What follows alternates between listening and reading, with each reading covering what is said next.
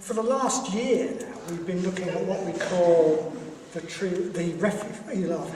refuge tree of the Triratna Buddhist order, which is a sort of composite symbol of how the Dharma has reached us, how it's travelled all the way from India in the 3rd millennium before the Christian era to Sheffield in the 3rd millennium after the Christian era, of the Christian era. It shows how the Dharma came to take, it also shows how the Dharma came to take the particular form in which we practice it. All the major figures who contributed to the development of the tradition as we practice it, both figures from the distant past in India and Tibet and China and Japan, and also figures from the present, figures from the 20th and 21st century. So for the last few weeks, what we've been looking at is these teachers of the present. We're looking at the teachers of the present. Firstly, looking at the different teachers from quite widely different traditions who were teachers of Sangha, the founder of the order, who contributed to his understanding of Buddhism, his practice of Buddhism. And then looking at the particular style, if you like, of practice that we follow, which is what we've been doing more recently. The particular style that Sangha developed to suit, if you like, our situation. So we've been looking at our particular style of practice, how it developed and the reasons it is as it is. And when we were discussing how we would do that in our centre team meetings, we felt that one of the things we should home in on is summed up by the title of this evening. And the title we've chosen for this evening, for these 3 short talks we're going to hear this evening, is Buddhism for Real. Buddhism for Real. So, to describe how Triratna Buddhism is very much Buddhism for real, I think I need to say a bit about how Buddhism can be not for real. Okay? Especially in the West, how Buddhism can be not for real. 2 of the ways that Buddhism can be not for real in the West. The first one is that it can be a way of playing at belonging to a different culture that we find romantic and fascinating. That's one way it can be not for real. And another way it can be not for real is that it can be playing at being an advanced spiritual practitioner for a few hours a week while sitting on a meditation cushion, without ever really confronting and transforming the volitions and motivations that rule the rest of our life. So there's those 2 ways. As to the first, well, there's nothing wrong with practicing a Tibetan or Japanese style of Buddhism. But as Sangha has said, there's nothing wrong with pretending to be a Tibetan or a Japanese person if you want to. Just remember that it's got nothing to do with practicing the Dharma. Our Triratna style of practice obviously isn't going to attract people who want to pretend to be Tibetan or Japanese. We're going to seem very, very boring, so people aren't usually very attracted to us if that's their motivation.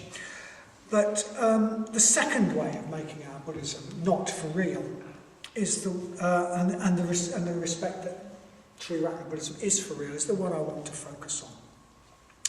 So, as I've said, the second and the more misleading way that our Buddhism can be not for real is if it consists in seeing our practice as all about meditating for a few hours every week, or even for lots and lots of hours every week. Maybe even experiencing some blissful and refined states in meditation. Maybe even experiencing greater clarity about the nature of things in our meditation, but without ever looking at the less blissful and less refined bits of ourselves, without ever confronting our grungier aspects and working to transform them. So our Buddhism is not for real if we pretend to be a serious practitioner without confronting and transforming the motivations that tend to set the direction of life when we're not sitting on our meditation cushion. Motivations like anxiety, and insecurity, and ambition, and competitiveness, and so on. It doesn't matter how wonderful our experiences or our insights in meditation are, or how sharp our understanding of the subtleties of Buddhist philosophy is, if the way we live the rest of our life is just the same as the rest of the worldly materialistic society around us. If we do that, our Buddhism is not for real. So if you cast your mind back to our intermediate course, if you've been on it, you'll remember that the Eightfold Path of the Buddha has two aspects. There's the path of vision and the path of transformation. We can cultivate our vision through meditation. We can get a clearer view of what is real, what's reality. We can cultivate it through our Dharma study. But if we want our practice to be real, we also have to follow what we call the path of transformation, which means we have to work on transforming all the other aspects of our lives, the way we live and speak and act, so that the way we live in the world is aligned with our vision, with our values. And that's usually where the real hard work is. A lot of our ingrained patterns and motivations aren't very angelic or spiritual. Maybe we aren't even conscious of them a lot of the time, but they guide our actions. So going back to, well, again, our intermediate course, I love this little analogy, and I can't remember where I got it from, that we're a bit like a horse and a rider. Our conscious, rational mind is like the rider. And we, as the rider, think, oh yes, we're going over there, nirvana, the pure land. But we're riding a horse, and the horse is going over there. And the horse is those deep unconscious motivations, usually going towards a warm stable, a full nose bag, and attractive horses of the opposite sex, or attractive horses of the sex of our preference.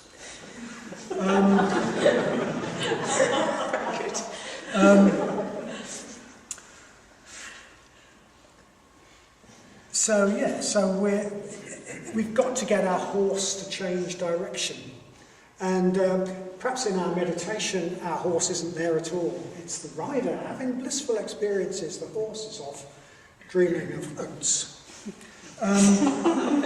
But without the path of transformation, our Buddhism isn't for real. It's just a fantasy in our heads. So you might be asking, why is Vadanya telling us this? We all know this, it might seem obvious. But I think there can be a tendency in Buddhism in the West in particular, to see Buddhism as all about meditation, all about the path of vision, forgetting the hard part, transformation. A really well-known writer, a Buddhist writer, who should know better, once said to me, it should be possible to be a Buddhist and go off to your job in the city every day and for nobody to know, nobody to notice any difference. And I profoundly disagreed with him,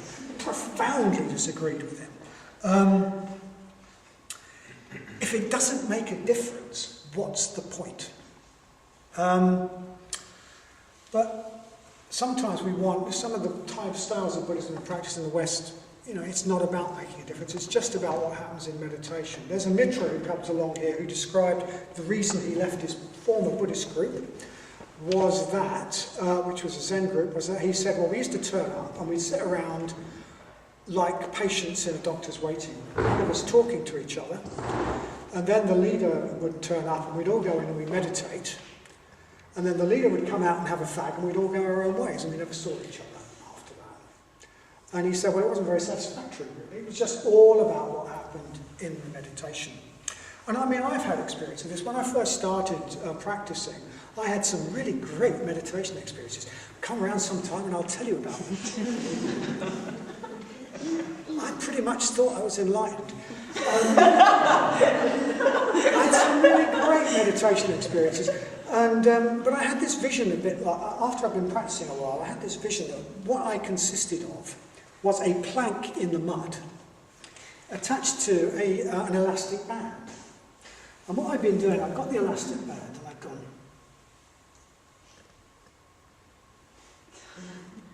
And the plank had moved a fraction. And then the elastic band went swack back in the mud.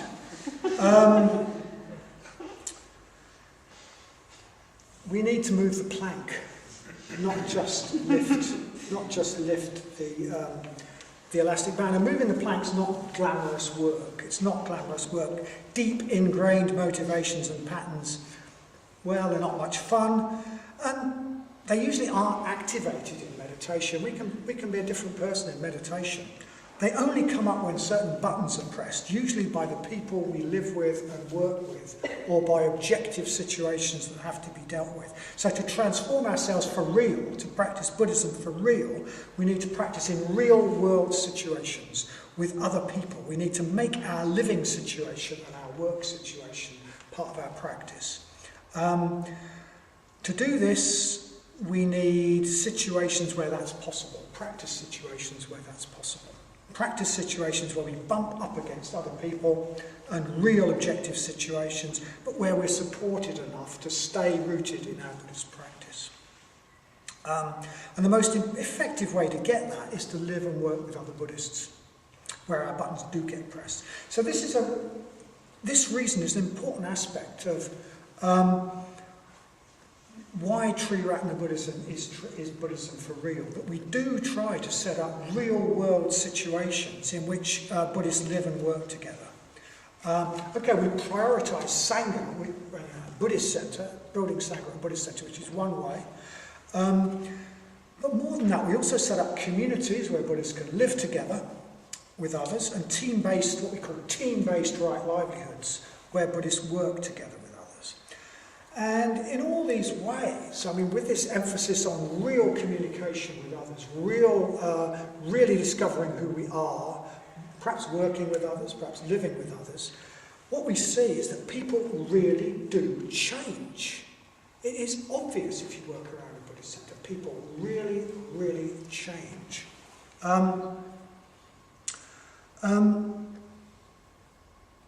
So, okay, that's not just true of people who live and work together with other Buddhists, but this practice of living in Buddhist communities and working in what we call team-based right livelihoods is a real powerful practice for real transformation.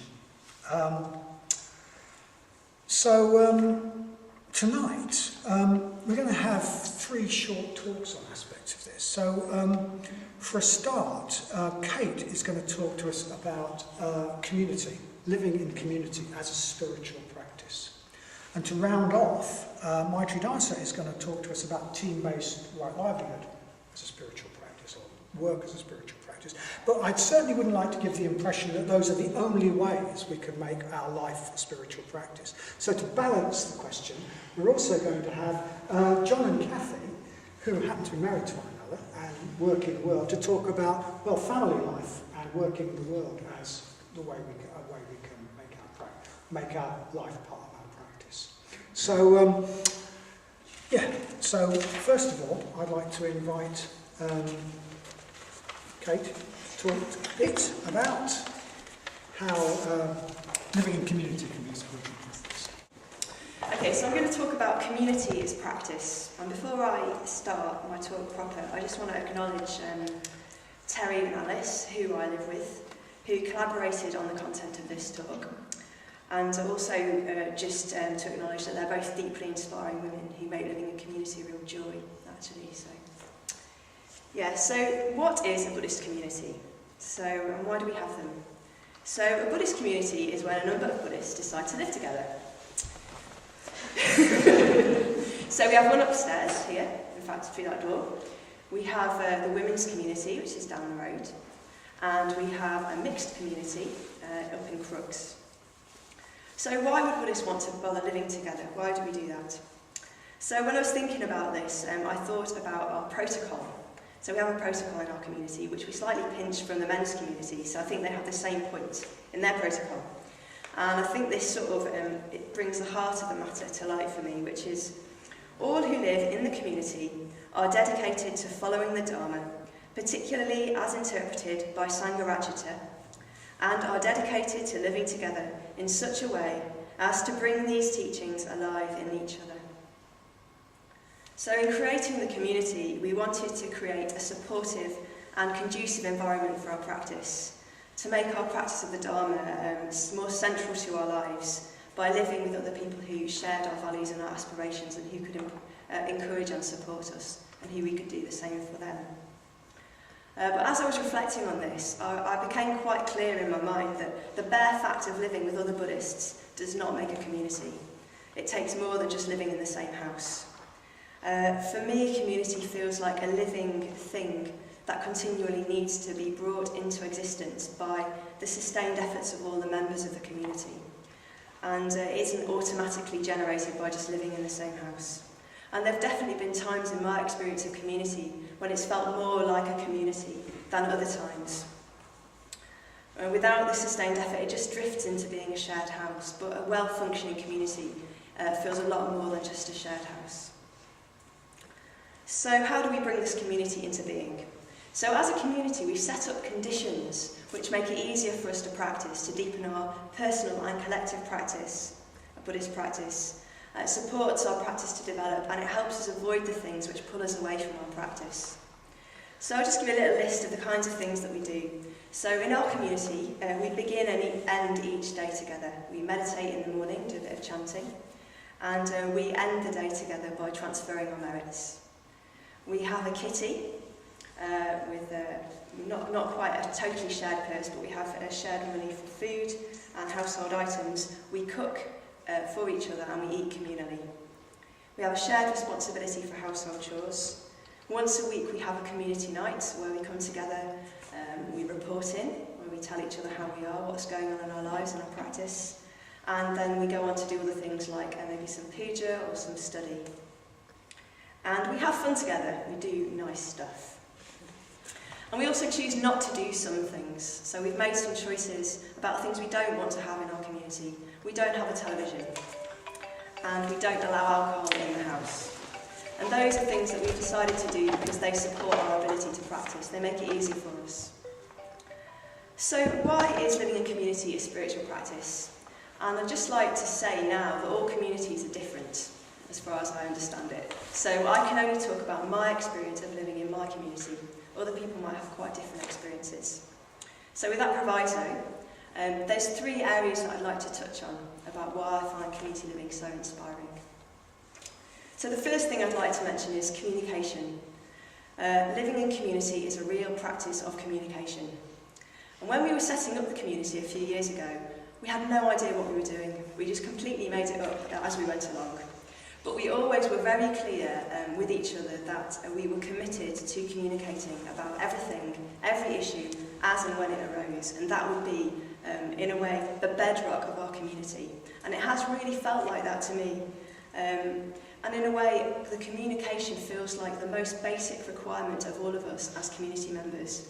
We might be struggling to meditate, we might be struggling with study, but we can remain in communication with each other.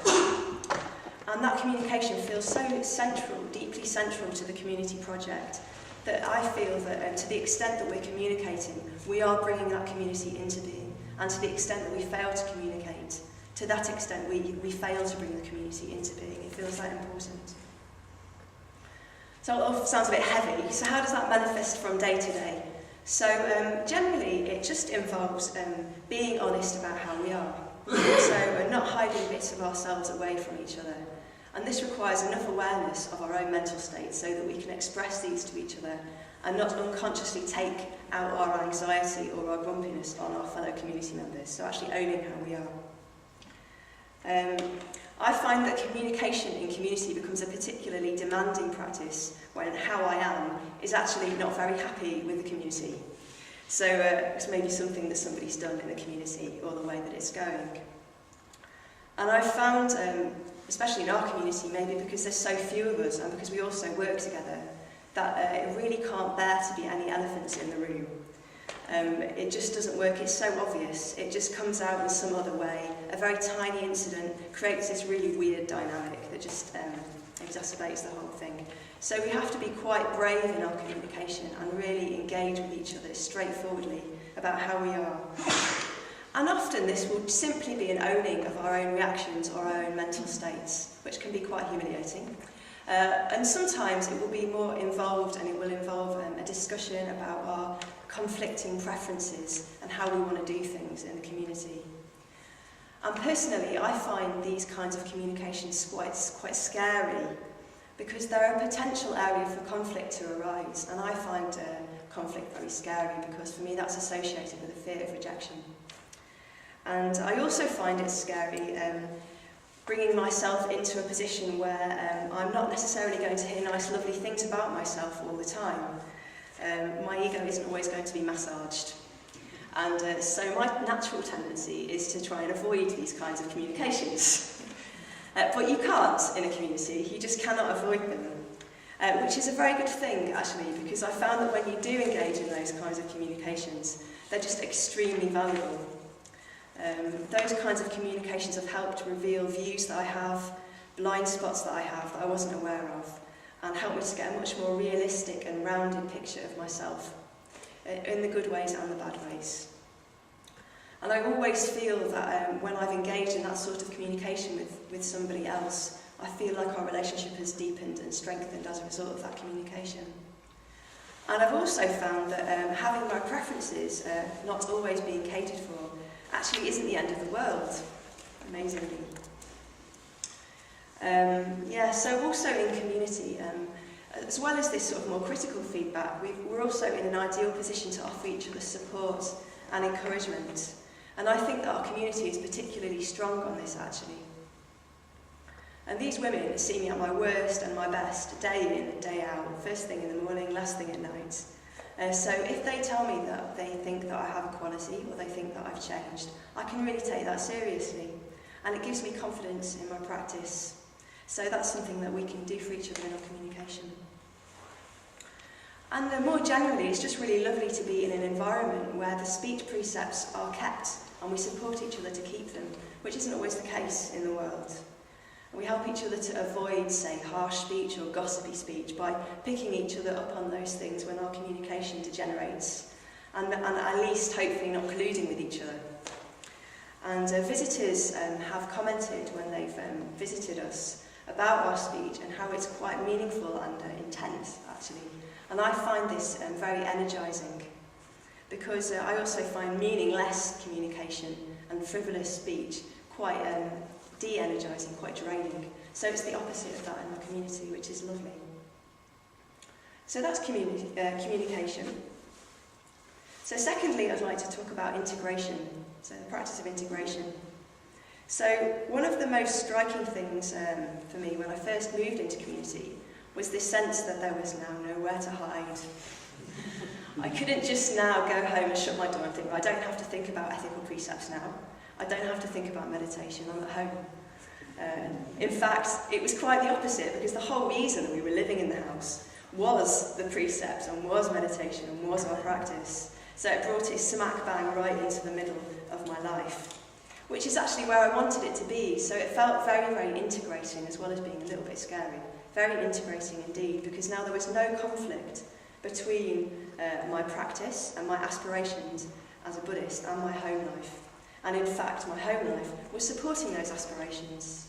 And one area in particular that this has been particularly helpful is my meditation practice. So when I moved into the community, it was a little bit sporadic, let's say, and now I have a daily meditation practice, which I don't know if that would have happened as easily without the support of my community members.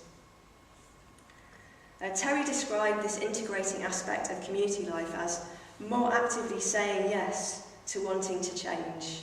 And I thought this was a very lovely way of putting it. We also, when we were discussing this as a community, I think we all felt quite strongly that another integrating factor about community life is that it erodes our sense of having a private life. So we don't really have one in the community. So we discuss everything. We discuss our jobs, our hobbies, our sexual relationships, our ethical practice, our views. There isn't really anything that isn't up for discussion and for feedback and for questioning.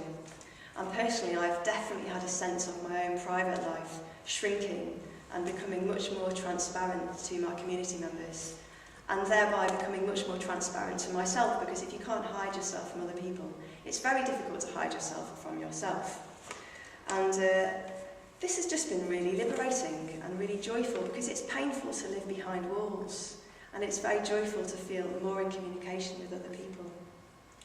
And it means that the relationships I have with my community members feel like some of the most meaningful I've ever had, because those women are having a relationship with the whole of Kate, and not just the bit of Kate that I prefer them to see.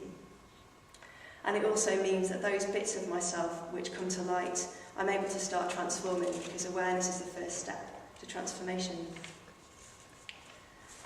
I was also reflecting about the commitment that it takes to be in community as being very integrating, because we are very committed to each other and to the community project, emotionally and practically.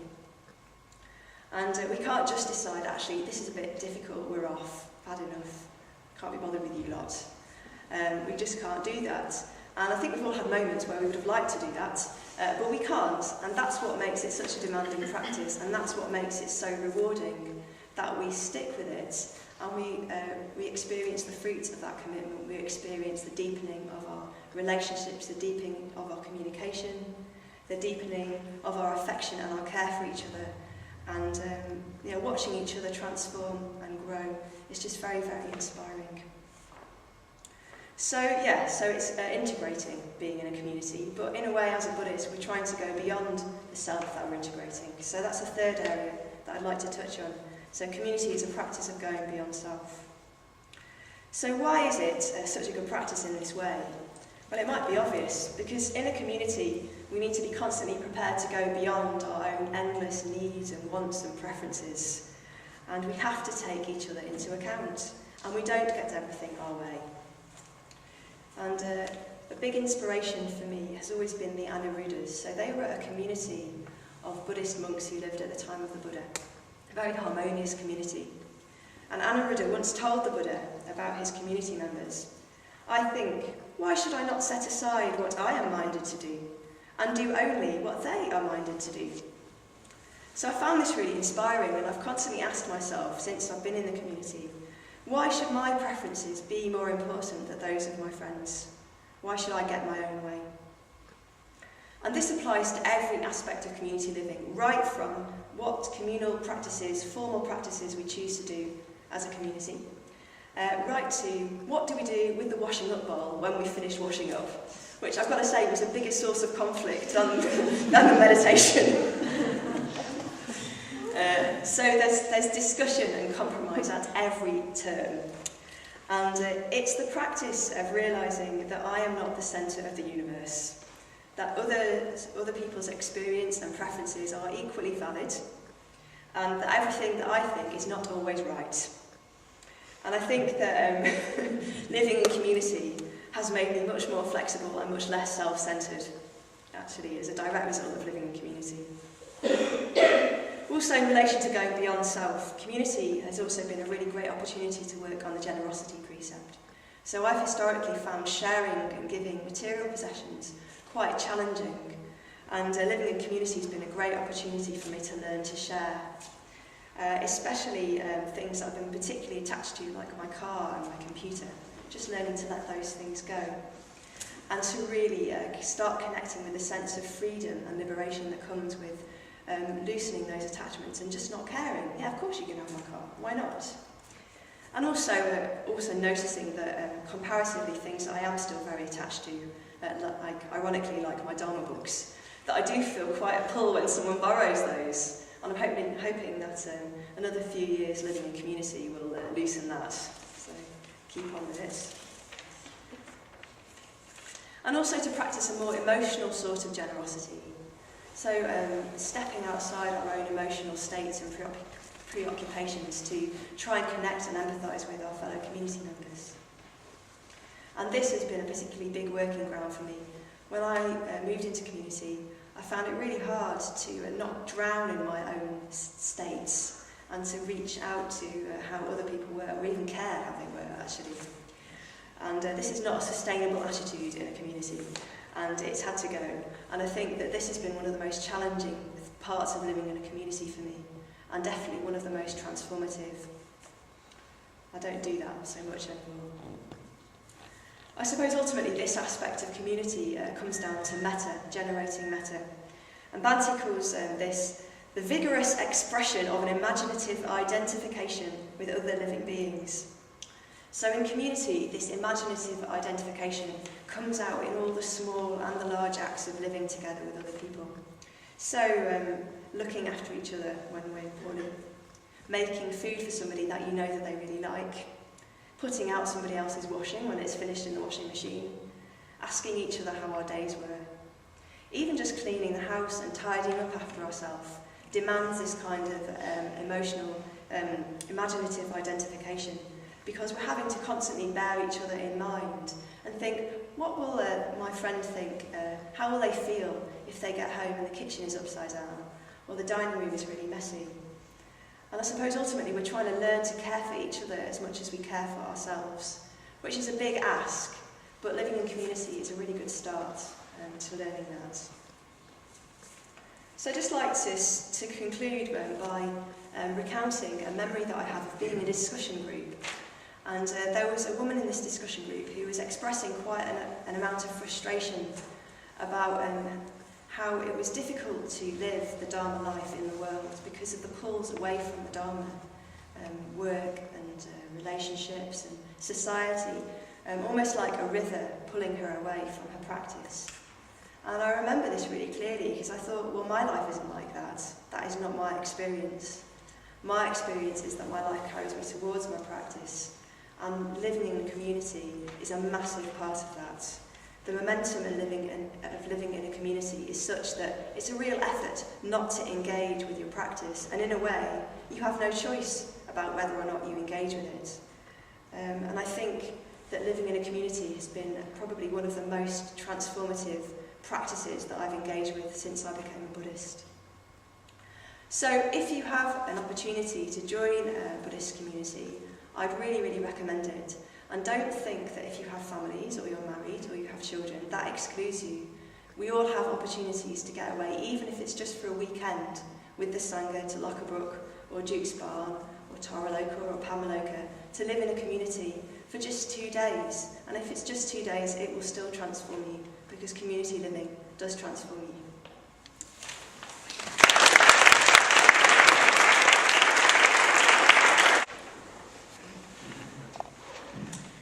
Okay, so I'm Cathy, and this is John. We've been married for quite a long time. Anyway, we're going to talk about practicing within a family context. I think we'd regard it as quite a rich and rewarding context in which to practice, but there is no doubt that it is challenging. There is no place to hide. So we're going to talk about it within the context of using the 6 parameters as a structure. And they are generosity, ethics, patience or forbearance, energy in the pursuit of the good, meditation and wisdom. So our family, we're a family of 5. We have identical twin boys, George and Harry, who are now 15, and Alfie, who is 12. So I am the lone female in a house of males, which And now the shortest. Yeah, and now the shortest. Alfie has just overtaken me, which he was very delighted about, I think. But actually, it's because of my family that I became a Buddhist. So we had our twins, and life was suddenly very, very different. And I felt that I had lost my sense of where I was going. I suddenly had these, babies and the preciousness of life, and I just found myself asking the big questions. And I knew that at some point in the future, they were going to ask me the big questions. And I knew that I couldn't do the, when somebody dies, you go to heaven and blah, blah, blah. And it felt at that point that, in a way, I needed to do it for myself, but I needed to find a context to live and practice, and I found it within this movement, which was great. So, to talk about it within the context of generosity. So, family life can feel at times that it is all about giving, but generosity is giving without resentment. And we are now in that sort of taxi-driving, money-needing phase. So we have the music lessons, the scouts, the bouldering, the gigs, the cinema, and it's all a bit like, can I this and whatever. And I can feel that I'm in a weird sort of kind of unappreciated service industry. So, you know, they come in and they'll go, oh, have you washed this? What's for tea? Can I have some money to go to the cinema or whatever? And I point that out to them, actually. I sometimes say, you know, it'd be really nice if you came in and just said, Mom, how's your day been?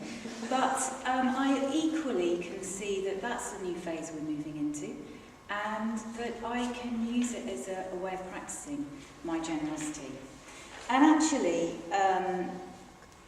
by doing that, you get some really lovely rewards.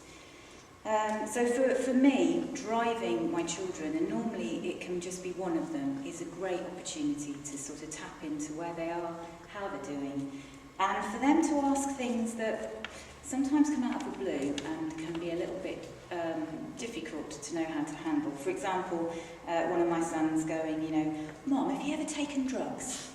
Just as I was like, you know, I don't know, driving off to a music lesson. Which leads me on to ethics.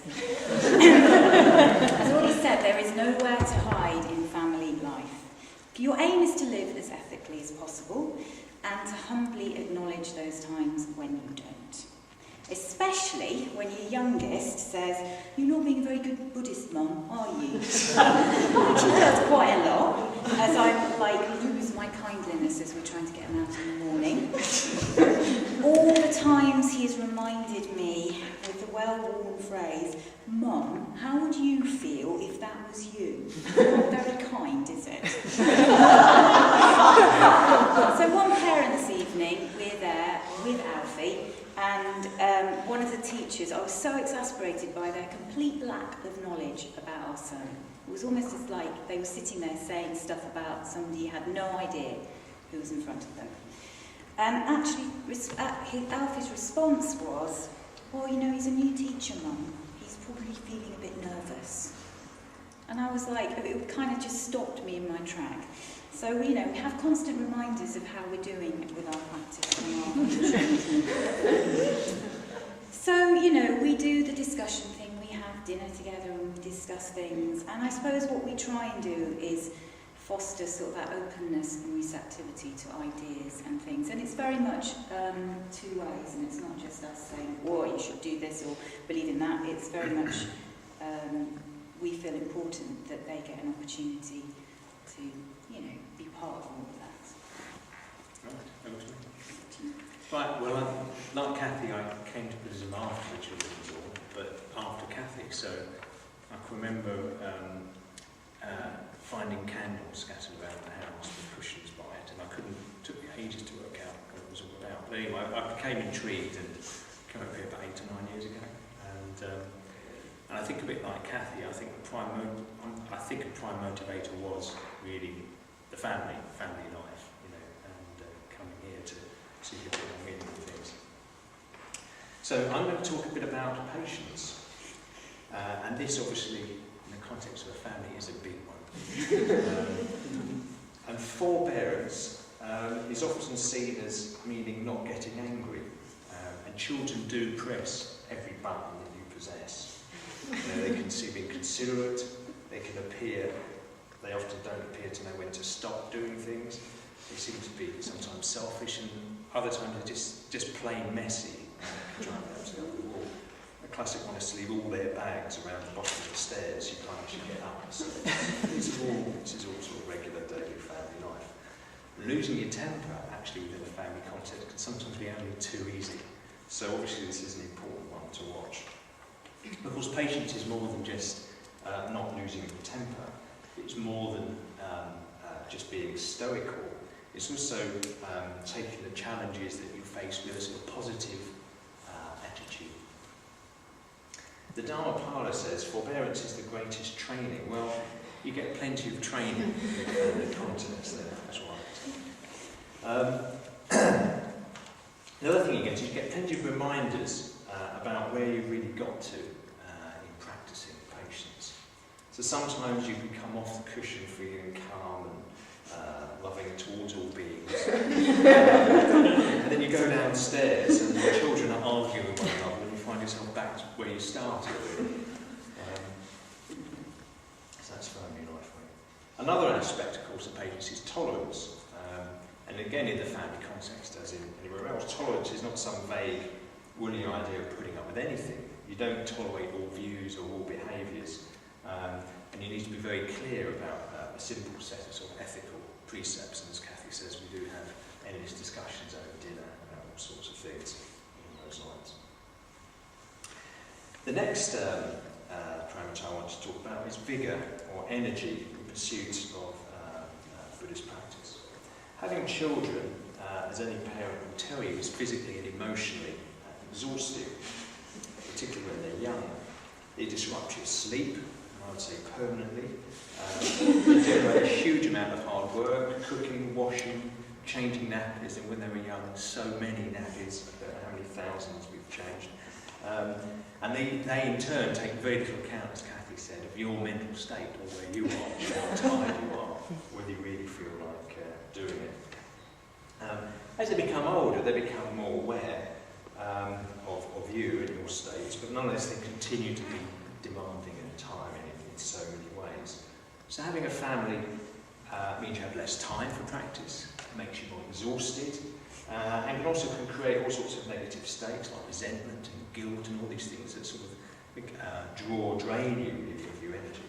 But on the upside, they do provide a powerful motivation for practice, because you see the improvements from coming to the centre, from meditation, from spending time with the sangha. You see the improvements in the way you relate to your children. I can remember, I think after the first retreat I went to, weekend retreat, I came back and I can remember the children were getting up to something or other, and you were cooking and having, and thought you'd have them all weekend on your own. And I got in and I just found it very easy just to sort of relax with them, because my state was so much better than it often is. So that's definitely an upside. The other thing is, I quite like the analogy of practicing vigour, like a bodhisattva, where it's been described as being like an elephant plunging from one dirty pool of water to the next with sort of wholehearted energy and playfulness. And children can definitely help up to adults experience that. Okay, so looking at meditation, this for me has always been the most difficult to establish in a very noisy, chaotic household. And yeah, to give you a couple of examples, so one particular day when the boys were much younger, I told them I was going to meditate for half an hour and could they be quiet for a short while. Which, if parents are here, you know those words are fatal. So I felt really proud of myself. I was like, I'm going to get my practice underway. I'm going to, I've got to do this. So I settled down on my cushion. I'm all there, really calm. And the next minute, there's a whole lot of boisterous boy bouncing downstairs. And I just had this enormous surge of rage. Absolute rage. I kind of stormed off my cushion. I sort of pounded down the stairs. I opened the door. It's like, right, trying to meditate. I'm trying to meditate.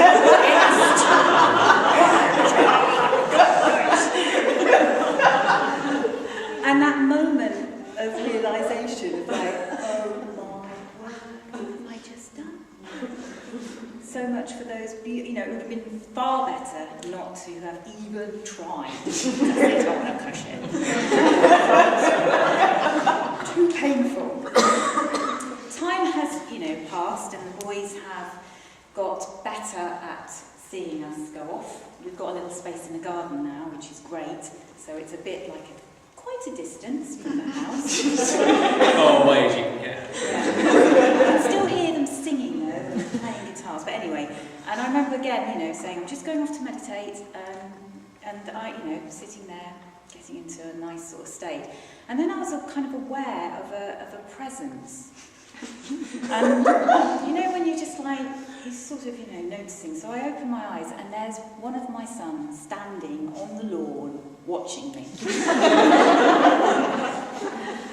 And you just think, well, he's not, disturbing me in one sense, but I couldn't just go, all right, I'll just because it was so obvious he wanted, he needed something from me. And I'd moved on by then. I had progressed progressed, so I didn't go, what do you want? I was like, oh, okay. And I think I've learned to go, okay, I can't do this now. I'll have to do this later, or I'll, find another way of doing it. So I think I've been quite creative in my meditation practice, in as much as there are times when I have found waiting for one of the kids for the bus to get back from school, I've done a Maitridasa, on people around me, or walking to work, or, just taking those moments, and they're not as, it's not as ideal as sitting on a cushion, but it does generate and foster better mental states, I feel, than some of the times, and I've tried that. But it gets easier, and I think as Kate was saying, there are times, you can get on retreat and you can get those weekends away, and they become really, really valuable. And in my experience, even if it's a sangha, 2-day retreat, you can go quite deep quite quickly when you kind of know that's your only slot that you're going to get.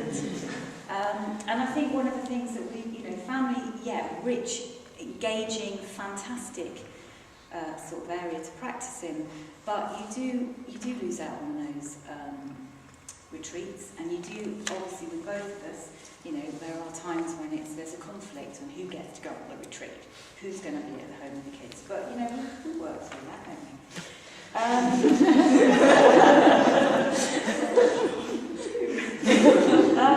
And I think one of the main things I've learned is that I have to be, I have to be kind to myself.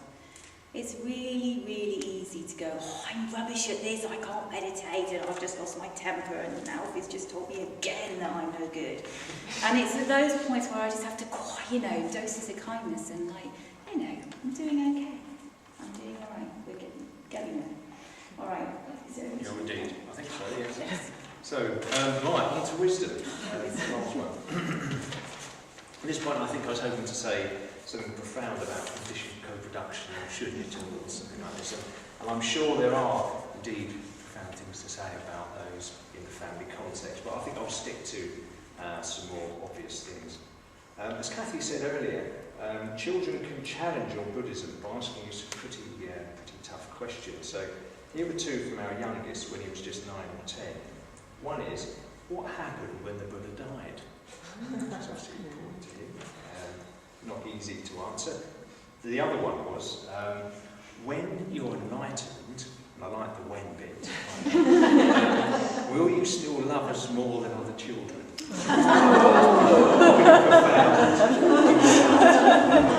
They pick up more than I think we realise. So children obviously challenge your self-centred sort of view of the world. In a sense, they see you as serving their needs. So children don't necessarily want to do the things that you want to do on the weekend. They don't necessarily want to spend hours on an allotment. They don't want to see porridge every day. They certainly don't want to go to garden centres. Unfortunately, they don't even want to come here at the moment. So there we are.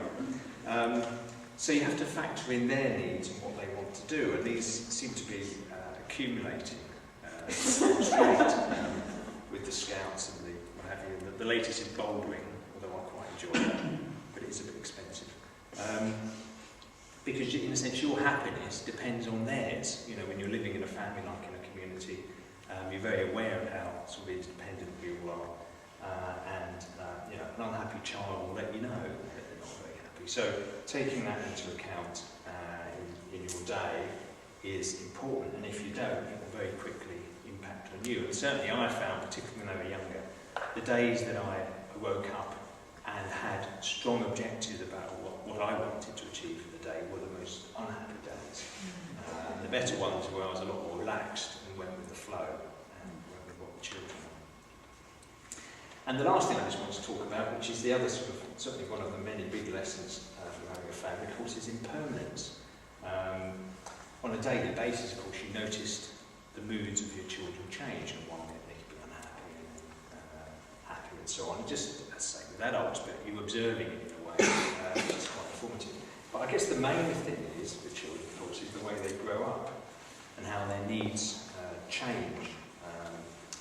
From you essentially being the centre of the world, where you're meeting all their needs, feeding them, changing them, taking them out, and so on and so forth. And you can sort of put them in their bed or cots and leave them and so on.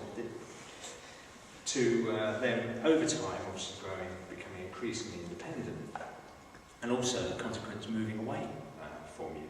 And yet, of course, they still need you, they still have needs, but at the same time they're sort of moving away, and there's this sort of strange tension that sort of develops.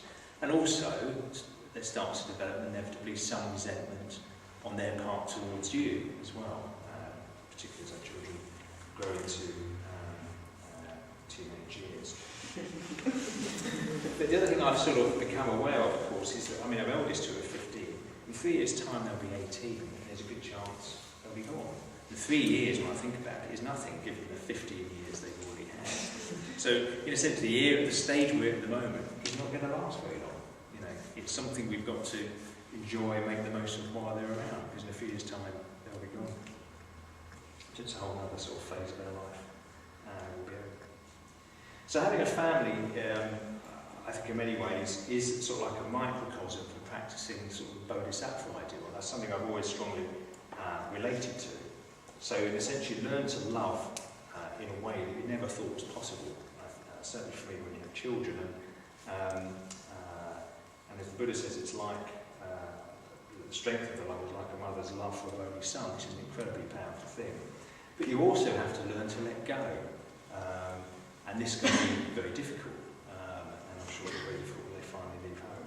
So family life can give you some pretty fundamental lessons in sort of wisdom and compassion. And I think, for us anyway, I think we see it's pretty central to our Buddhist practice.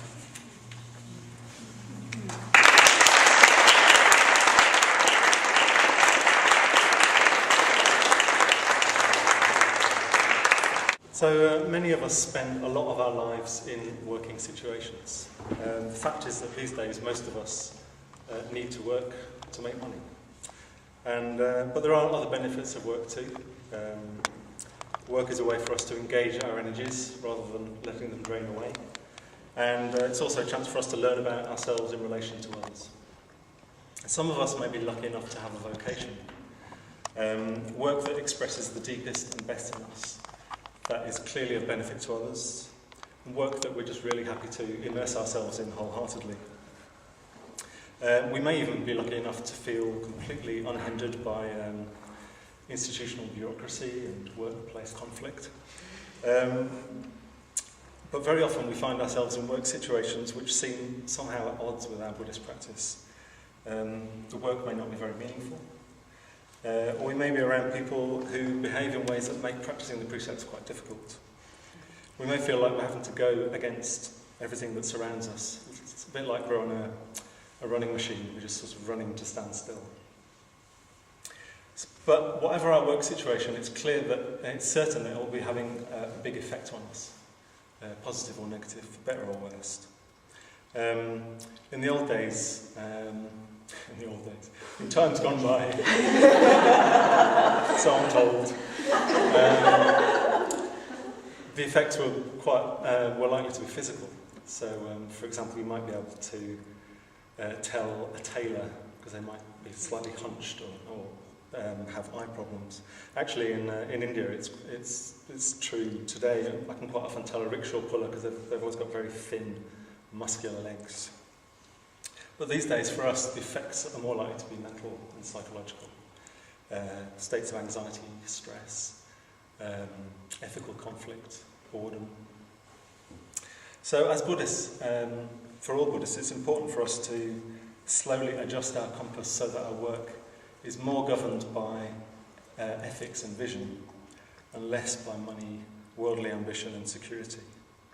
And at least we can work towards reducing the harm that we do to others and reducing unnecessary stress and conflict in our lives. And this may involve working less, or at some stage it may involve a change of situation. And this sort of change takes courage and commitment and a certain amount of creativity. And so Triratna, Buddhist community, from its early days, has sought to create work contexts that allow people to take such steps and align their lives more fully with their Buddhist vision and practice. And these have usually been in the form of what's called team-based right livelihood businesses. So, Buddhism's not content to just imagine ideal situations and pure lands at a mythical level. It urges us to transform ourselves and the world that we live in now. It's not just about becoming an ideal individual, it's about creating an ideal society. It's about creating the conditions that make progress for us as individuals possible, and it's about the transformation of our whole collective life.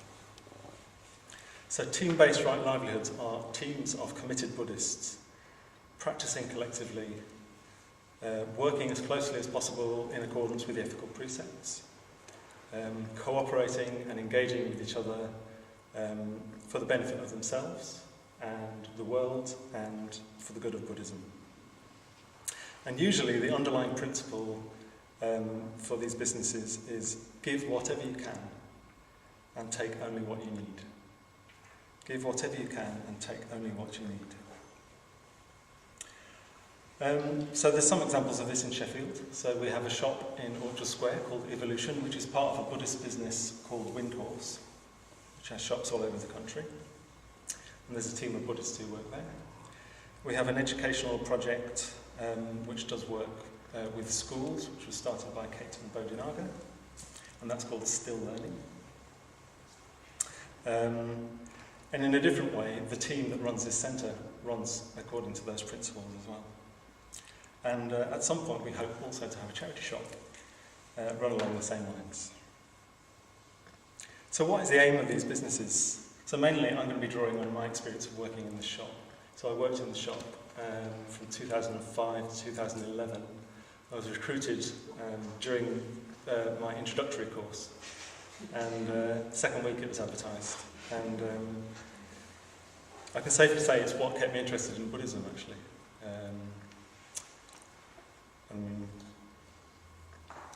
For various reasons in my life, I needed a task, and I needed it to be a collective task, and I needed it to be much more than about the content of my mind.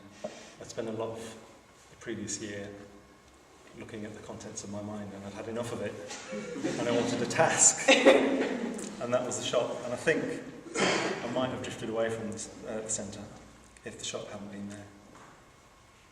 I want to draw out three main aims of team-based right livelihood businesses. So first, they demonstrate a different way of being in the world. Very much in the world, but living and working according to a different set of rules. Being a bug in the system. So in Windhorse Evolution, there's an ethical trading policy. So we make sure that all the gifts in the shop do not involve people getting exploited. They involve people working in safe conditions, getting a good wage. It's a company where the managing director could be on the same support package as a shop assistant who's just joined. It's a business where as much profit is given away as possible, where cooperation is valued above competition, where spiritual development is valued above status, simplicity above the career ladder, and where the basic principles are friendliness and generosity. So team-based right livelihood business is trying to represent something different, but in a context that is in contact with the real world, or the unreal world. Secondly, team-based right livelihoods, they seek to produce something of positive value. So in terms of the shop, over the years, the shop has created a lot of funds for this centre and for other Buddhist activities and for social projects around the world. But there's many ways in which businesses can produce something of positive value. And thirdly, these businesses were set up to create a context that helps us to develop as individuals, to intensify our spiritual practice. I experienced evolution as a real training ground, and in a way a complete practice in itself. I did meditate, reluctantly at 7:30 every morning, because that was the only choice I had, and I got quite frustrated with my meditation in the early days, just because I was so tired. But then the time came, similar to Cathy actually, but the time came when I realised actually at the moment my main practice is working in this shop, and meditate. As much as I meditate, it will support that, but I have to focus on what I'm doing. So on any given day in the shop,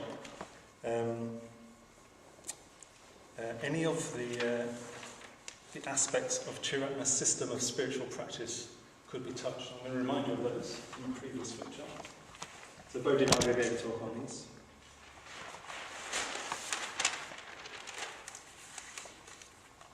So the system of spiritual practice. And it can be looked at in a sequential way, but I'm going to be talking about it, that we're all working on these aspects all of the time. We're all looking to develop these aspects. So, integration. One of the practices in the shop was, what I say was because I don't work there anymore, reporting in every morning. And a lot of this is similar to what Kate was saying actually. So, on a daily basis, opening up to others, allowing yourself to be supported by others and seen by others, who share a common commitment to spiritual development. And as both of the previous speakers said, gradually realise that there's no hiding place. All the different versions of yourself that you're used to compartmentalising, boxing away, whether you like it or not, they start to come together, they start to come out into the open. And actually my experience was that I stopped believing that there was any advantage whatsoever in keeping things hidden. So there was an emotional incentive too. So just that daily practice of reporting in, an experience of my rough edges becoming polished, really. This is a bit of a whistle-stop tour. Positive emotion. So another practice in the shop is standing behind the till for 1 hour at a time. And whatever state you're in that day, so that may have come up in reporting in, but whatever state you're in that day, whatever your mood, the practice is to remain friendly, open and available to anyone that you come into contact with, and to help anyone that you come into contact with. And that can be a real challenge, if you're feeling particularly grotty. And not only the people that you're attracted to, not only the people that you get a good energy from, but just anybody that comes your way to respond with positive emotion. And of course, when you're in that situation, you notice your reactions. You notice that there's some people that you want to be friendly to and some people that you don't want to be friendly to. But the practice is to notice that and go beyond those usual habitual reactions. But really quite an intense practice. An hour can seem like a long time. Spiritual receptivity. So I'm going to mention this as a practice. For me it was a practice, and this is a practice of taking breaks. So, and particularly at Christmas, when things are really manic, really busy. So one of my practices was to spend part of my lunch hour sitting in the cathedral, or anywhere relatively quiet, and just taking a break from activity, and not necessarily meditating, not doing very much at all, just sitting there, being as quiet as I could, and open and receptive to just whatever was going on. With my thoughts, with my emotions, with my body, a lot of body ache. Moments of pause and receptivity in the midst of work can be a really important spiritual practice. With spiritual depth. So the longer I worked in the shop, the more positions of responsibility and challenge I stepped into. So when I started at the shop, I was quite vulnerable actually, and I remember the first responsibility I was given was to stock up the candle shelf, and I found this just a terrifying experience. And a lot of this owed to Vadanya actually. He really sort of helped to build my confidence and just give me appropriate levels of responsibility. And one of the attitudes that I arrived in the shop with was that I wasn't a leadership material, that I was good at supporting others and following others, but I didn't have it in me to be a leader. And after 3 years, I found myself in a management situation in the shop, and just realising that was a story that for whatever reason early in my life I'd made up, and it had made sense at the time, but it didn't make sense anymore. And people kept responding to me as a leader and saying that I gave them confidence and stuff, and I didn't feel confident at all. And I realised that the key to confidence is just being convincing.